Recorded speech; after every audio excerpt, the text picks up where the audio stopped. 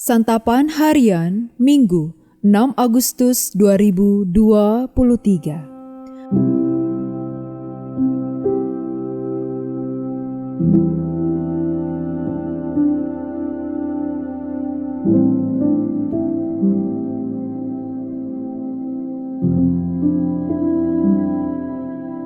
Inilah program Santapan Harian, sebuah program yang mengajak Anda menelusuri isi Alkitab, agar Anda menemukan makna firman Tuhan sesuai dengan konteksnya. Santapan Harian tertuju bagi Anda yang ingin memiliki kehidupan rohani yang segar, kuat, dan sigap.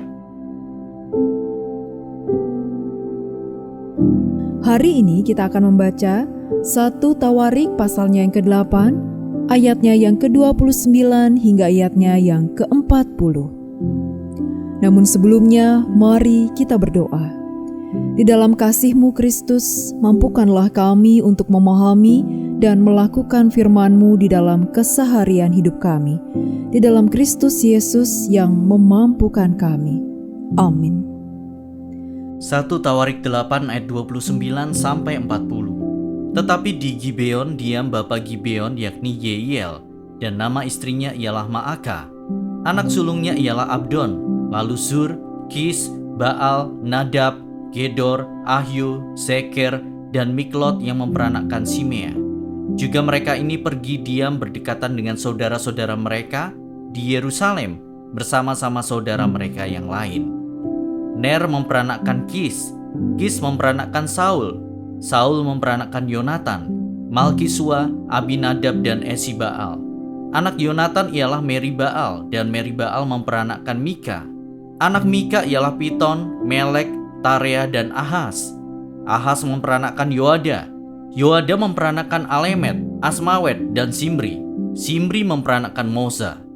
Moza memperanakkan Bina. Anak orang ini ialah Rafa, dan anak orang ini ialah Elasa, dan anak orang ini ialah Azel. Azel mempunyai 6 orang anak, dan inilah nama-nama mereka: Azrikam, Bokru, Ismael, Searia, Obaja, dan Hanan. Itulah sekaliannya anak-anak Azel. Anak-anak Esek saudaranya ialah Ulam anak sulungnya, lalu Yeus anak yang kedua, dan Elifelet anak yang ketiga. Anak-anak Ulam itu adalah orang-orang berani, pahlawan-pahlawan yang gagah perkasa, pemanah-pemanah. Anak dan cucu mereka banyak, 150 orang. Mereka semuanya itu termasuk Bani Benyamin.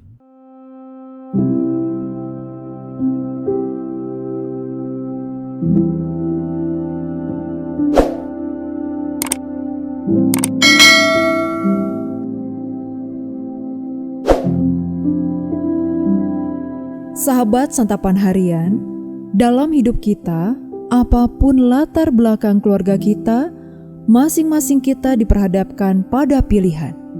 Apakah kita akan menaati Allah atau menolaknya?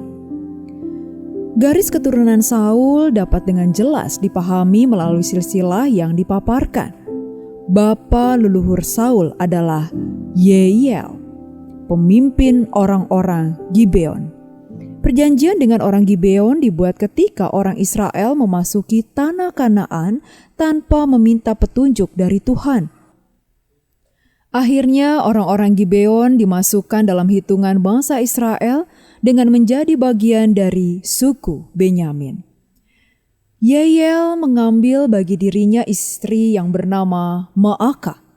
Maaka bukan perempuan Israel, melainkan orang Aram yang masih menyembah berhala. Maka dapat dipahami bagaimana Saul cenderung mencampur adukan keyakinannya kepada Allah dengan allah-allah lain, bahkan terjebak dalam spiritisme. Anak tertua Saul bernama Yonatan. Seharusnya dia berhak untuk mewarisi tahta kerajaan, tetapi ia menyadari kehendak Allah bahwa kerajaan akan diberikan kepada Daud, sahabatnya. Yonatan memilih untuk menaati pilihan Allah, bukan mengikuti hasrat kekuasaan Saul, ayahnya. Gambaran kehidupan Saul dan Yonatan yang begitu kontras menunjukkan kepada kita bahwa keluarga bukanlah satu-satunya faktor yang menentukan kehidupan iman seseorang.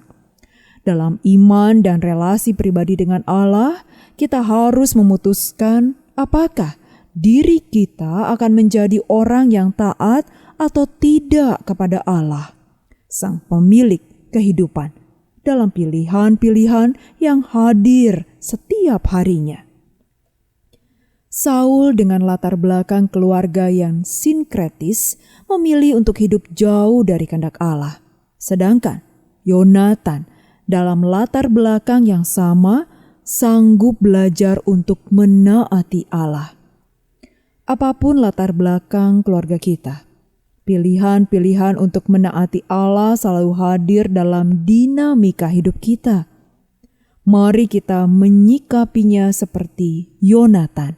Sikap hidup demikian menjadi tanda yang jelas bahwa kita adalah umat pilihan Allah sejati yang mengenal kehendaknya. Mari kita berdoa.